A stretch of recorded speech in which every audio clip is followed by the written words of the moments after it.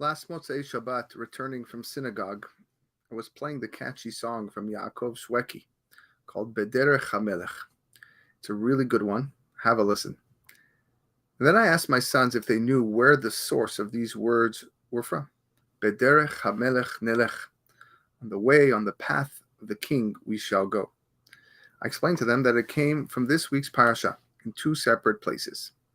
Once, after the infamous story of Mei Merivah, Moshe wishes to cross the land of Edom and is asking permission from their king. Second, just a few verses later, after the death of Aharon HaKohen, he requests the same permission to cross the land of Sichon, the king of Emori.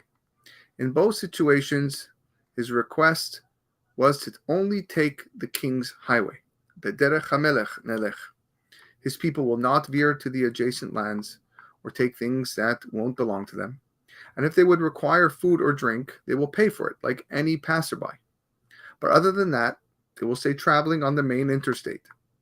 And in both episodes, the kings refused the request, and the Jewish people had to travel around the land and extend their trip. I couldn't help but think that there's a more profound message being taught here. The life of the Jew is to remain on the king's highway, the king being HaKadosh Baruch Hu. Living in a world where we are constantly pulled in many directions of impurity and volatility, the best road traveled is the one where we stay connected to the king.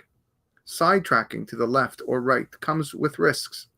It promotes vulnerability and lack of awareness. Moshe wasn't just trying to convince the local king to save some time. He was imparting a message to his own people. If we're going to travel among the nations of the world, we must remain a tight group, clinging only to Hashem. We cannot be swayed in directions that will threaten our spiritual growth or our connection with God.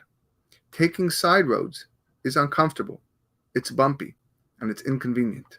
We must stick to the main path that Hashem has set out for us. Maybe this is the reason why the local kings denied the request. Their mission is to get us to sin and to falter. They wish to impose their values and ideals upon us and impress ways of life that are contrary to the ways of Hashem. They would say, certainly you are welcome to pass through our land, but we want you to integrate with our members. We want you to be influenced by our ways of life and our skewered visions. We want you to take the side roads to meet us, to meet the main population. We don't want you to take the main highway so that you'll just pass through. If you're not interested in meeting us, then please go around. Moshe wasn't ready to take that risk, and neither should we. May Hashem give us the strength to remain on the path that He set out for us.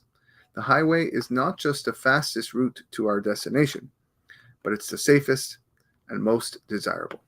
Shabbat Shalom.